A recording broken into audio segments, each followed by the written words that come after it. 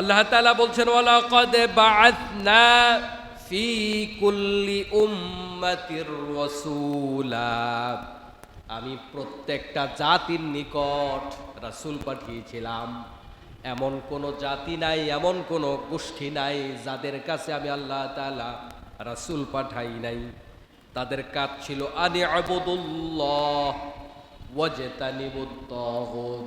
এক নাম্বার তারা মানুষকে বলেছে তোমরা আল্লাহর গোলামি করো। দুই নাম্বার বলেছে তাগুদের সাথে সম্পর্ক ছিন্ন করো। কাজ হলো দুইটা। কাজ কয়টা? এখানে আল্লাহ তাআলা নবী মুহাম্মদ সাল্লাল্লাহু আলাইহি ওয়াসাল্লামের কথা বলেন নাই, কথা বলেছেন প্রত্যেক জামানার প্রত্যেক নবীর ব্যাপারে। তার মানে সব নবীর কাজ একই কাজ ছিল, শুধু শরীয়তের কিছু বিধি বিধানের পার্থক্য ছিল। মৌলিকভাবে সব নবী একই দায়িত্ব পালন করেছেন। এক নাম্বার আল্লাহর গোলামির দাওয়াত দিয়েছেন মানুষকে। দুই নাম্বার হলো তাগুদের সাথে সম্পর্ক ছিন্ন করো।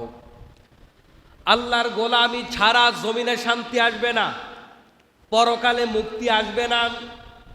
খুব ভালোভাবে খেয়াল করবেন, যেই কোনো একটা পণ্য কেনার সময় এটার সাথে একটা পরিচালনার পদ্ধতি সম্বলিত একটা বই দেয়। আপনি একটা যেই কোনো মেশিন কিনবেন, কম্পিউটার কিনবেন, টিভি কিনবেন, যাই কিনেন, এটার সাথে একটা বই আছে না নাই? এই যে বইটা আপনাকে দেয়, এটার মধ্যে লেখা থাকে আপনি এই যন্ত্র চালাবেন কেমনে, ওই নিয়মের ব্যত্যয় ঘটলে যন্ত্র নষ্ট হয়ে যাবে। এই মহাবিশ্ব, বিশাল ব্রহ্মাণ্ড, এটা কেমনে চলবে আল্লাহ রাব্বুল আলামিন যিনি সৃষ্টি করেছেন তিনি বলে দেবেন। অন্য কেউ এটার পদ্ধতি জানার কথা নয়। এ কারণে আল্লাহ রাব্বুল আলামিন আমাদেরকে একটা কোরআনুল কারীম নামে একটা কিতাব দিয়ে এই জামানার জন্য কিছু নিয়ম নীতি দিয়ে দিয়েছেন। এই নিয়ম নীতি মাফিক যদি তোমরা চলতে পারো, দুনিয়া চালাইতে পারো, তাহলে দুনিয়াতেও ভালো পাইবা, পরকালেও ভালো পাইবা। এভাবে প্রত্যেক জামানায় আল্লাহ তাআলা নবী রাসূল দিয়েছেন। কোন জামানায় কেউ যেন বলতে না পারে আল্লাহ নবী রাসূলের দাওয়াত তো পাই নাই। গতকাল আমাকে এক ভাই প্রশ্ন করেছে, একজন মুসলিম ভাই, যে হুজুর বলেন তো দেখি, কিছু লোক, আমি গত জুমায় বলছিলাম সম্ভবত, কিছু লোক কিছু চিকন প্রশ্ন শিখে রাখে হুজুর আটকাবার জন্য। তার প্রশ্ন হলো, আপনি বসেন, সামনে দাঁড়াই থাকবেন না, সামনে কেউ দাঁড়াইলে ডিস্টার্ব হয়। তার প্রশ্ন হলো, হুজুর অনেকে তো হিন্দুর ঘরে জন্মগ্রহণ করে, বৌদ্ধের ঘরে জন্মগ্রহণ করে, এখন তার দোষটা কি? আল্লাহ কেন তাকে সাজা দিবে, কিংবা মৃত্যুর পরে সাজা দেবে কিনা? তা আমি তাকে একটা উদাহরণ দিলাম যে সমুদ্রের পথে একদিন যাত্রা করেছিলাম, আমার অভিজ্ঞতা বলছি। যাত্রা করেছি তখন সমুদ্র খুব ভালো ছিল। আমরা সম্ভবত 300 যাত্রী হব। এখন যাত্রা করার পরে সমুদ্র এতই উত্তাল হলো, আমরা মোটামুটি আমাদের বেঁচে ফেরার আশা অনেকটাই ছেড়ে দিয়েছি।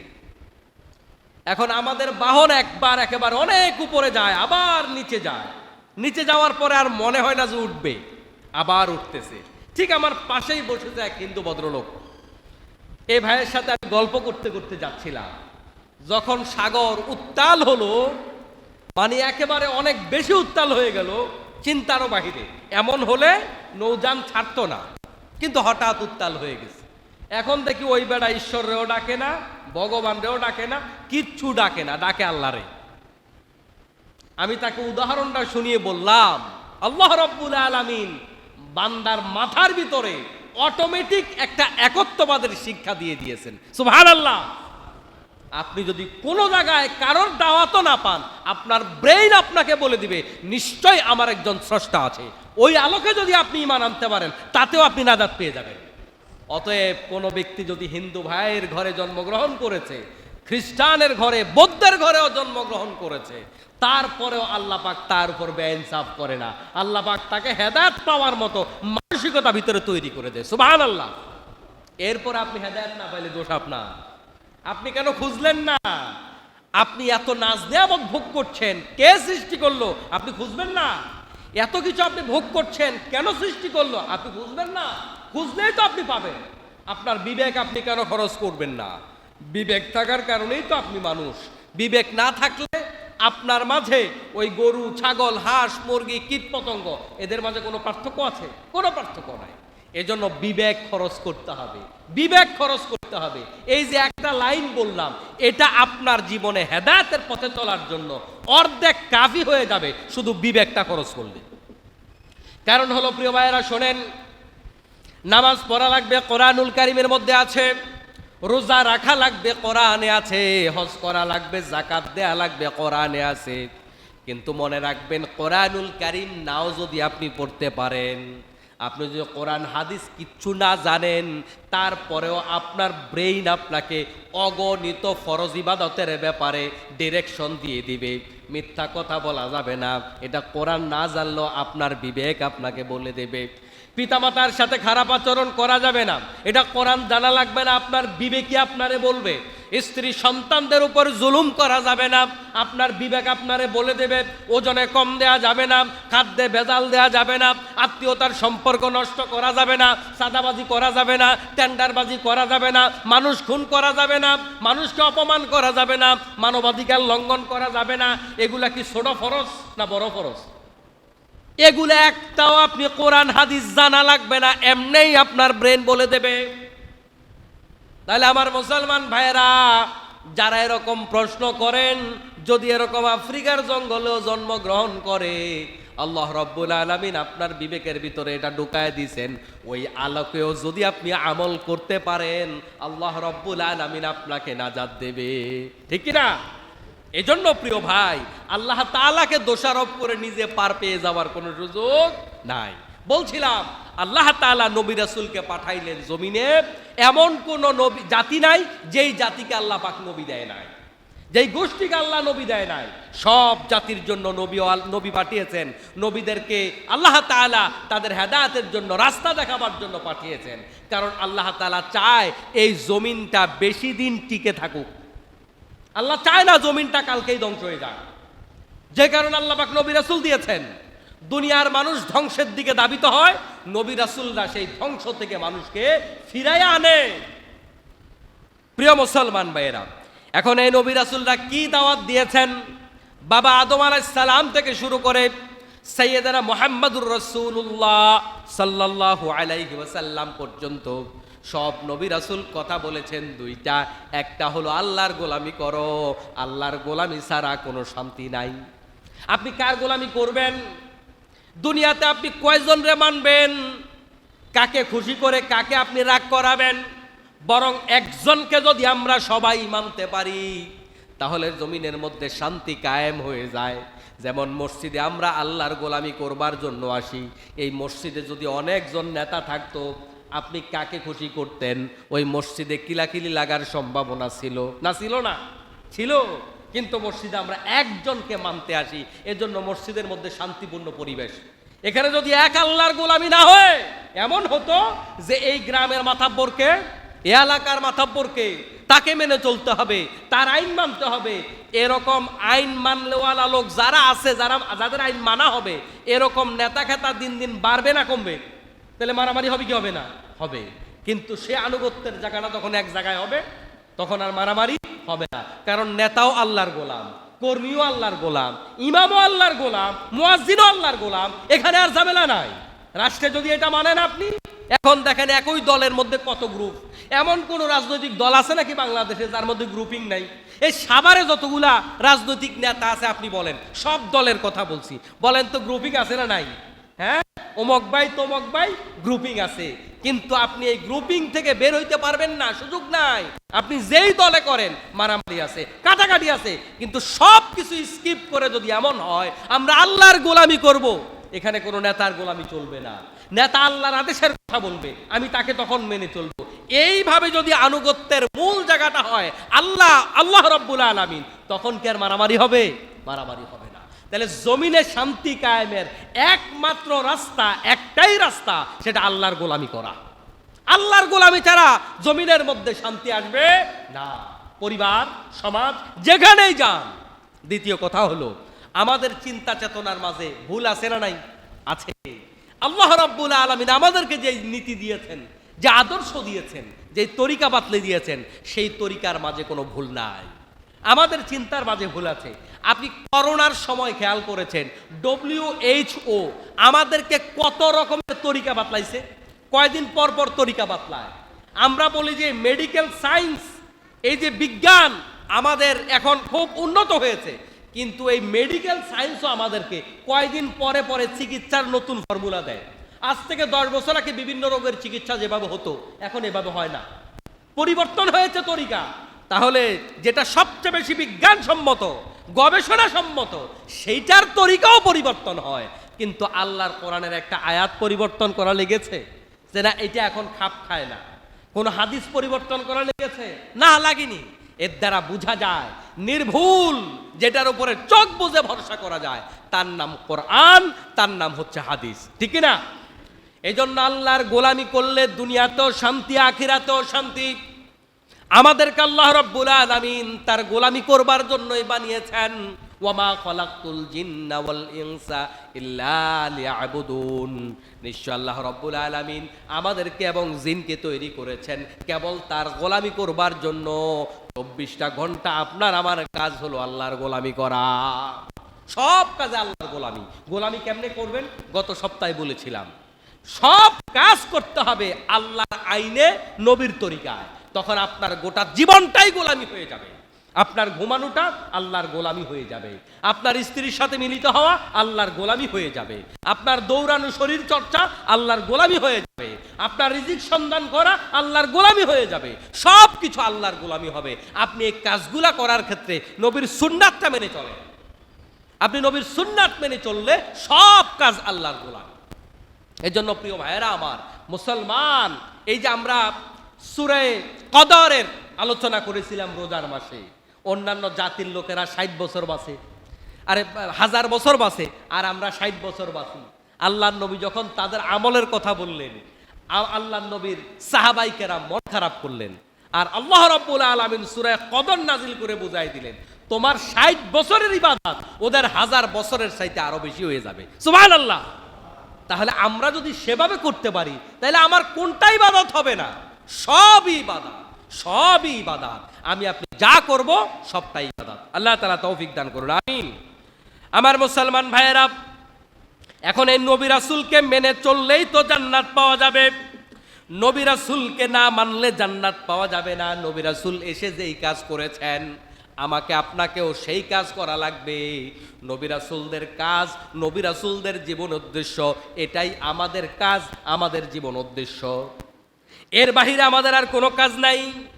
প্রিয় মুসলমান ভাইয়েরা, আল্লাহর নবী সাল্লাল্লাহু আলাইহি ওয়াসাল্লাম আমাদের জন্য যে নীতি এবং আদর্শ নিয়ে এসেছেন, জান্নাতে যেতে চাইলে সেই নীতি এবং আদর্শ মানতে হবে। কতটুকু মানতে হবে? নবী সাল্লাল্লাহু আলাইহি ওয়াসাল্লাম যতটুকু দেখিয়েছেন ঠিক ততটুকুই মানতে হবে। এর চেয়ে কম মানলেও হবে না, বেশি মানলেও হবে না। খেয়াল করুন, বিশ্বনবী সাল্লাল্লাহু আলাইহি ওয়াসাল্লাম আমাদের জন্য আদর্শ। লাকাদ কানা লাকুম ফি রাসূলিল্লাহি উসওয়াতুন হাসানাহ।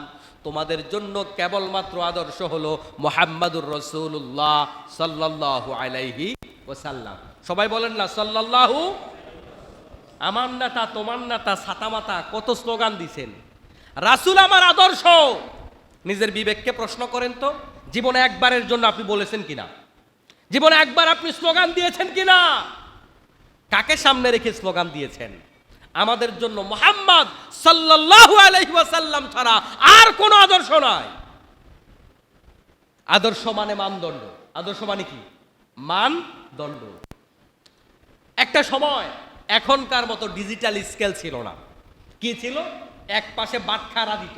কি বলে আপনাদের এলাকায়? কোথাও বলে শিল, কোথাও বলে বাটখারা, বলে না? আচ্ছা, এটা দিত, আরেক পাশে পণ্য দিত। এখন বলেন তো 1 কেজি মানে 1000 গ্রাম, কিন্তু আরেক পাশে যে পণ্যটা দিত এটা 2, 4, 5 গ্রাম কম বেশ হবার সম্ভাবনা আছে না নাই? আছে। এখন আপনার বাটখারা যদি সঠিক হয় তারপরেও পণ্য কম বেশ হতে পারে, কিন্তু বাটখারাটাই যদি কম বেশ হয় তাইলে পণ্যটা আরো বেশি হেরফের হওয়ার সম্ভাবনা আছে না নাই? তাইলে যেটা হবে মানদণ্ড, যেটা দিয়ে আমি মাপবো, এটা 100% অ্যাকুরেট হতে হবে। এটা 1000 গ্রাম থেকে 1 গ্রাম আধা গ্রাম কমও হইতে পারবে না, বেশও হইতে পারবে না। কারণ আমার ওই মানদণ্ড যদি কম বেশ হয়, তাহলে আমি 1000 পাল্লা মাপলে আমি 5 গ্রাম করে বেশি দিলেই তো 5 কেজি বেশি চলে যাবে। কথা কি বুঝাইতে পারলাম? তাহলে বোঝা গেল মানদণ্ড যেটা, সেটা নির্ভুল হতে হয়। এই পৃথিবীতে একজন মহামানব আছে নির্ভুল, যাকে মানদণ্ড মানা যায়, যার এক চুল পরিমাণ ভুল নাই, যার কোনো গুনাহ নাই, যার জবান দিয়া জীবনে মিথ্যা আসে নাই, যার জীবনে কোনো কালিমা নাই, তার নাম মুহাম্মাদুর রাসূলুল্লাহ সাল্লাল্লাহু আলাইহি ওয়াসাল্লাম। এর বাহিরে আর কেউ আছে নাকি? সাহাবাই কেরাম, তাবিঈন, তাবে তাবিঈন, এমন কোন মানুষ কেউ কি দাবি করতে পেরেছে যে তার গুনাহ নাই? আমাদের কোন মুফাসসির, কোন ইমাম কি বলেছে আল্লাহর নবীর পরের মর্যাদা যাদের, যাদের আলোচনা, যাদের প্রশংসা স্বয়ং আল্লাহ করেছেন, ওই সাহাবাই কেরামেরও কি বলা যাবে যে তাদের জীবনে কোনো গুনাহ করে নাই? এটা বলার সুযোগ আছে নাকি? গুনাহ করে নাই এটা কেবল বলা যাবে নবী এবং রাসূল, আর কাউকে বলা যাবে না। তাহলে মানদণ্ড এমন ব্যক্তি হবে যার ভুল হয় না, যার কোনো ত্রুটি হয় না।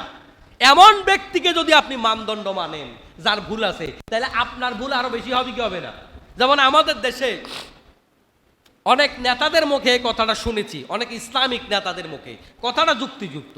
সেটা হচ্ছে, নেতা যখন দৌড়ায় কর্মী তখন হাঁটে, নেতা যখন হাঁটে কর্মী তখন দাঁড়িয়ে থাকে, নেতা যখন দাঁড়িয়ে থাকে কর্মী তখন বসে যায়, নেতা বসে গেলে কর্মী শুয়ে যায়, আর নেতা শুয়ে গেলে কর্মী ঘুমাই যায়। কথা বুঝেন?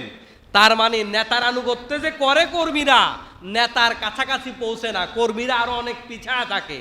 আমি একথাই বলেছিলাম, মানদণ্ড যেটা সেটাই ভুল থাকলে তার পেছনে তার ভুল আরো বেশি হবে। এজন্য আমার আপনার জন্য নেতা একজন, আদর্শ একজন, মুহাম্মাদুর রাসূলুল্লাহ সাল্লাল্লাহু আলাইহি ওয়াসাল্লাম। এটা হৃদয়ের ভিতরে গাঁথতে হবে, তা না হলে চলবে না। হাসরের মাঠে নেতা কয়জন? একজন। কোন নবী রাসূল সেদিন নেতাগিরি দেখাতে পারবে না, কোন নবী রাসূল। সবাই ইয়া নাফসি ইয়া নাফসি বলতে থাকবে সবাই। কেউ তাদের উম্মতের খবর নিতে পারবে না, কেউ তাদের নিজের পরনের জামার খবরটাও রাখবে না। একজন কেবল খবর রাখতে পারবেন, একজন কেবল উম্মতের কথা বলতে পারবেন, তার নাম মুহাম্মাদুর রাসূলুল্লাহ সাল্লাল্লাহু। আল্লাহর নবী সাল্লাল্লাহু আলাইহি ওয়াসাল্লাম সব নবী রাসূলদের জন্য আল্লাহ রাব্বুল আলামিন একটা অপশন রেখেছেন, একটা দোয়া রেখেছেন, যে দোয়াটা কবুলের গ্যারান্টি আল্লাহ পাক রব্বুল আলামিন নবীদেরকে দিয়েছেন, যে এমন একটা দোয়া তোমরা করতে পারবা যে দোয়াটা আমি আল্লাহ 100% কবুল করব। সব নবী রাসূল তাদের এই শর্তওয়ালা দোয়াটা, যেটা কবুলের গ্যারান্টি আছে, ওই দোয়া সব নবী রাসূল দুনিয়াতে করে চলে গেছেন। আমাদের নবী মুহাম্মাদুর রাসূলুল্লাহ সাল্লাল্লাহু আলাইহি ওয়াসাল্লাম যেই দোয়া কবুলের গ্যারান্টি আল্লাহ রাব্বুল আলামিন দিয়েছেন, ওই দোয়া আমাদের নবী করে নাই, ওই দোয়া করবে হাসরের মাঠে। সুবহানাল্লাহ। সব নবী দোয়া এটা করে ফেলছে, আল্লাহ পাক গ্যারান্টি দিছে যে একটা দোয়া করতে পারবা, এটা আমি কবুল করব। ওই কবুল যেটা করবে ওইটার দোয়া সবার করা শেষ হয়ে গেছে। আমাদের নবীর দোয়া এটা এখনো করা শেষ হয়ে নাই, তিনি হাসরের মাঠে সেই দোয়া করবেন উম্মতের মুক্তির জন্য। সুবহানাল্লাহ। আমার মুসলমান ভাইয়েরা, এখন আল্লাহর নবী যেই কাজ করেছেন আমাদের কাজও সেইটা, রাসূল কাজ করেছেন যা আপনাকেও কাজ করতে হবে তা। আমি অনেকগুলা বিষয় আলোচনা করার ক্ষেত্রে আপনাদেরকে কম্পেয়ার করে দেখিয়েছি, শুনিয়েছি। যেমন আল্লাহ তাআলা কোরআনুল কারীমে কিছু কিছু শব্দকে সমানভাবে সেট করেছেন। যেমন আমর শব্দ কোরআনুল কারীমে যতবার আসছে, নাহি শব্দটাও ততবার আসছে। আদেশ যতবার, নিষেধ ততবার এসেছে। এর অর্থ হইল আদেশের গুরুত্ব যা, নিষেধের গুরুত্ব তা। শব্দের সংখ্যা দিয়ে আল্লাহ পাক আমাদেরকে মেসেজ দিচ্ছেন। এই আয়াতের মধ্যে আল্লাহ পাক কথা বললেন দুইটা, নবীর কাজ দুইটা, তাহলে উম্মতের কাজ কয়টা? দুইটা। নবীর কাজ যেহেতু দুইটা, উম্মতের কাজও দুইটা।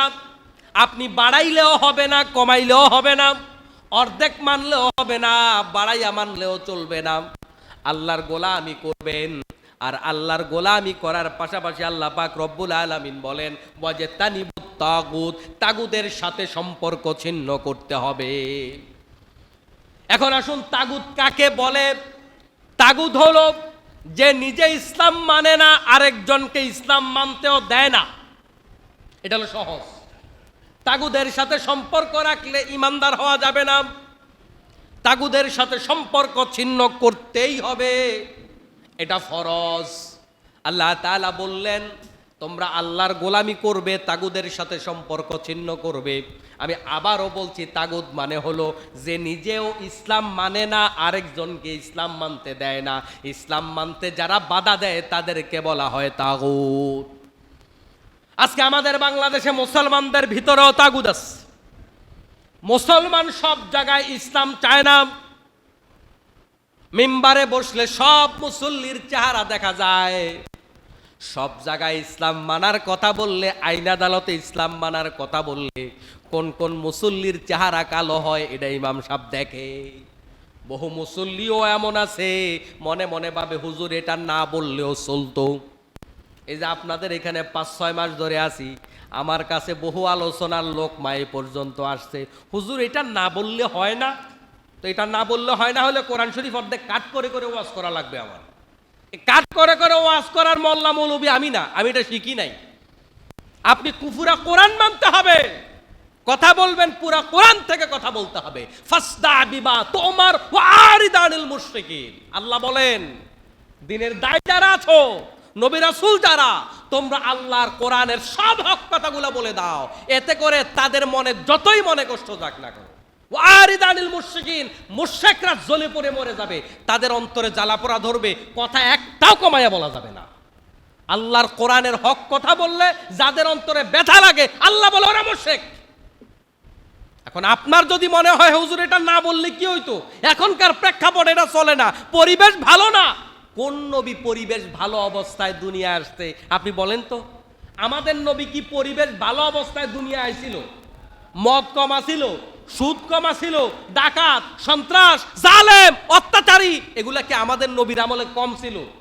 তো নবী সাল্লাল্লাহু আলাইহি ওয়াসাল্লাম চুপচাপ করে পড়েছিলেন, একটু পরিবেশ হোক। পরিবেশটা কি আপনারা ফেরেশতাই করে দিবে নাকি? পরিবেশ করার জন্যই তো আল্লাহ আপনারা দুনিয়ায় পাঠাইছে। এটাই আপনার ইমানি পরীক্ষা। আপনি দুনিয়ায় কি করবেন বলেন তো? দুনিয়ায় দ্বীনের পরিবেশ করবেন, এটাই আপনার কাজ। এই দুনিয়াটা তো আল্লাহ পাক রাখবেন না, কিছুদিনের মধ্যেই তো দুনিয়াটাকে আল্লাহ ক্লোজ করে ফেলবেন। কিন্তু এর মধ্যে আপনি আল্লাহর দ্বীনের পরিবেশ তৈরি করবেন, এটাই আপনার কাজ। আর আপনি ইমাম সাহেবরা বলতেছেন হুজুর পরিবেশ নাই, এটা কইয়েন না, ওইটা কইয়েন না। টের পাইবেন কয়দিন পরে। ইমামের গলা চিপে ধরেন। অনেক মসজিদ না, ম্যাক্সিমাম মসজিদ গুলাতে আজকের বাংলাদেশে ইমাম সাহেবের হক কথা বলতে পারে না। এবং বিশেষ করে গত কয়েক মাস যেটা হয়েছে, যেটা অতীতের বাংলাদেশে ঘটেনি, অনেক জায়গায় ইমাম সাহেবদেরকে মিম্বারে লাঞ্ছিত করা হয়েছে। ইমাম সাহেব যদি ভুলও বলে আপনি ইমামকে লাঞ্ছিত করতে পারেন না। ইমাম নিয়ে আপনি পার্সোনাল বসবেন, এমন ভুল যদি ইমাম করে যেই ভুলের কারণে ইমামতি থাকে না, যেই ভুলের কারণে ইমাম সাহেবের শরীয়ত লঙ্ঘন হয়, এমন ভুল যদি ইমাম করে আপনি তাকে পার্সোনাল বসেন তাকে নিয়ে, তারপর আপনি ইমামকে বেইজ্জতি করতে পারেন না। কিন্তু ইমাম কথা বলতেছে, তেরে আসে ইমাম সাহেবকে মারার জন্য। কি আদব বাংলাদেশ! ইমাম সাহেব ইমামের কথা বলে না। ইমাম যখন আল্লাহর কথা বলে, আল্লাহর কথা বলার সময় আপনি বাধা দিবেন, আপনার সাথে সম্পর্ক ছিন্ন করা মুসলমানের জন্য ফরজ হয়ে যায়। কারণ আপনি তাগুত, আপনি নিজে ইসলাম মানেন না, ইসলামের হক কথা আপনি বলতেও দিতে চান না। আজকের বাংলাদেশে পরিবেশটা বড় ফ্যাক্ট। দেখুন, দাড়িওয়ালা মানুষ দেখলে অনেকে ঘৃণা করে আর চোখে তাকায়। এই সমাজে কি দাড়িওয়ালা মানুষেরা অপরাধী?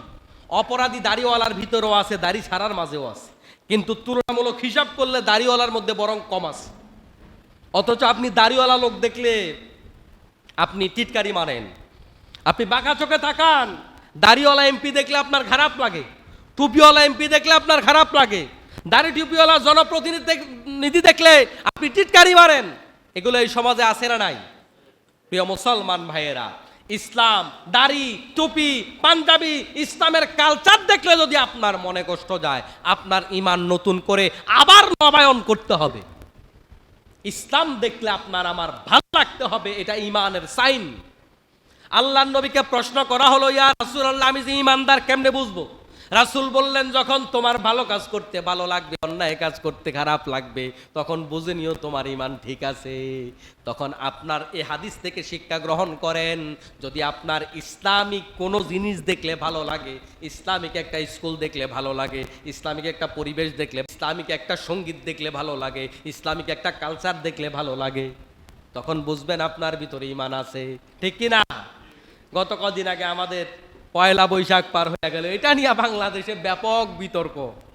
কেউ এই যে নতুন করে কিছু ধারা চালু হয়েছে বাংলাদেশে, যে পয়লা বৈশাখ আগে তো হিন্দুদের মূর্তিগুলা দিয়া এই পয়লা বৈশাখ বলতো এসো হে বৈশাখ, তারপরে আরো কি কি লিখতো না, বলতো না, এগুলার মাধ্যমে তারা কল্যাণ কামনা করত। আমরা তখন স্পষ্ট বলেছি এটা শিরিক, শিরিক এবং শিরিক। কিন্তু একটা কথাও আছে, আমরা আলেম ওলামারা কোনো কোনো জায়গায়, ইসলামিস্টরা কোনো কোনো জায়গায় পিছিয়ে গেছি, কারণ আমরা অপসংস্কৃতির বিপরীতে ভালো কোনো সংস্কৃতি চালু করতে পারি নাই। আমরা ফতোয়া দিয়েছি ঠিক আছে, কিন্তু ভালো কিছু চালু করতে পারি নাই। গত 2 বছর দেখলাম কলরব, তারপরে আরো কয়েকটা সাংস্কৃতিক সংগঠন, এরা দেখলাম পয়লা বৈশাখ উদযাপন করা শুরু করছে। এখন কালকে আবার আমার বিরুদ্ধে আপনারা লাগবেন। আমি জায়েজ না জায়েজ বলছি না, একটু শোনেন। সেটা হলো তারা ভালো কিছু চালু করেছে। আচ্ছা, বাংলা নববর্ষ কার আপনি বলেন তো? এটা কি হিন্দুদের? কে চালু করেছে? সম্রাট আকবর কি মুসলমান ছিল না হিন্দু ছিল? বলেন না, মুসলমান না হিন্দু? মুসলমান ছিল। তাহলে এই যে পহেলা বৈশাখ, এই যে এই দিন উপলক্ষে আমাদের বাকি বকেয়ার জন্য হালখাতা করা, এই যে ঐতিহ্যটা, এটা কি মুসলমানদের ছিল না হিন্দুদের ছিল? মুসলমানদের। বরং ওরা আমাদেরটা দখল করছে।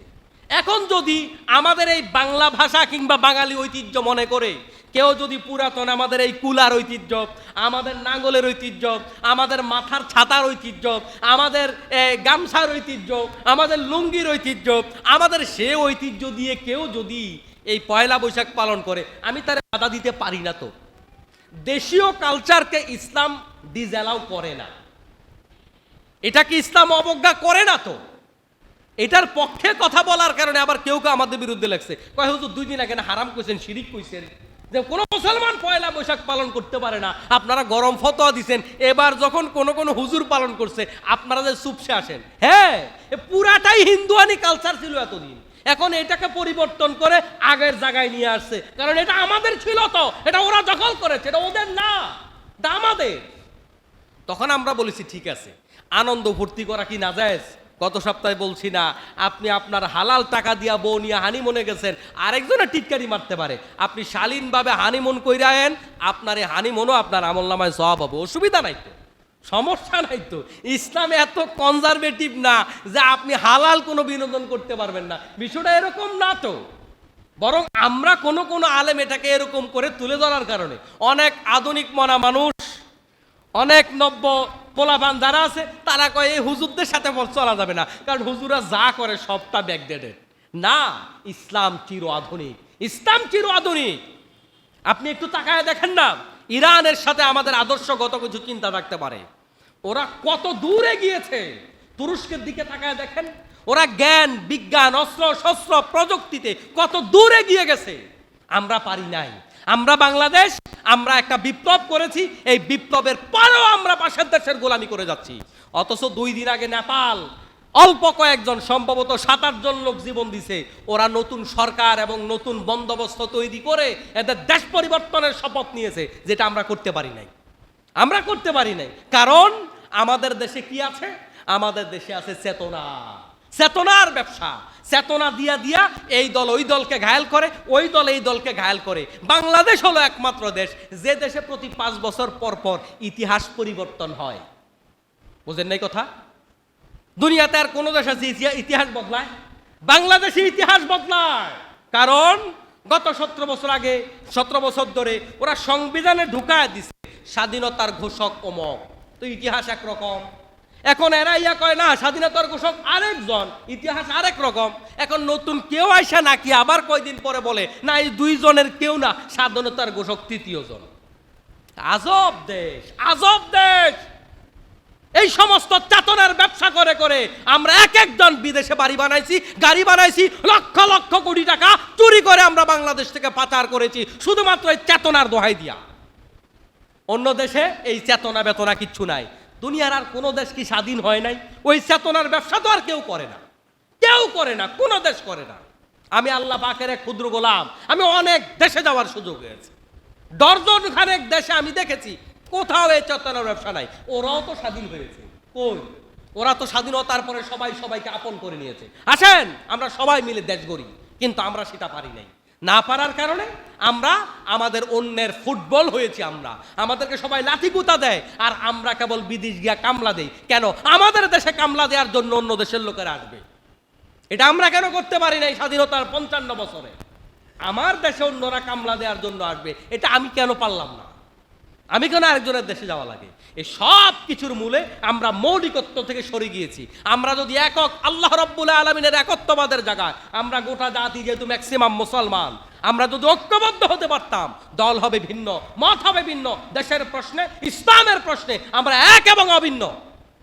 আজকে মুসলমান, বাংলাদেশের মুসলমানরা কালিমা শুনলে আনইজি ফিল করে, নামাজ পড়তে আনইজি ফিল করে, নামাজি পর্দাসীন পরিবার আনইজি ফিল করে, অ্যাডজাস্ট হতে পারে না। কেন ভাই? আপনি আমি যখন মৌলিকত্ব থেকে দূরে সরে গেছি, আল্লাহ আমাকে এখানে বেইজ্জতি করবে, মরার পরে বেইজ্জতি করবে। মনে রাখতে হবে ইসলামকে সবার উপরে, সবার আগে জায়গা দিতে হবে, তাহলেই আমি সম্মান পাবো। ইসলাম থেকে বের হয়ে সম্মান, মনে রাখবেন, এই বাংলাদেশের মুসলমান পাবে না। মাইকেল মধুসূদন দত্তের নাম শুনেছেন আপনারা?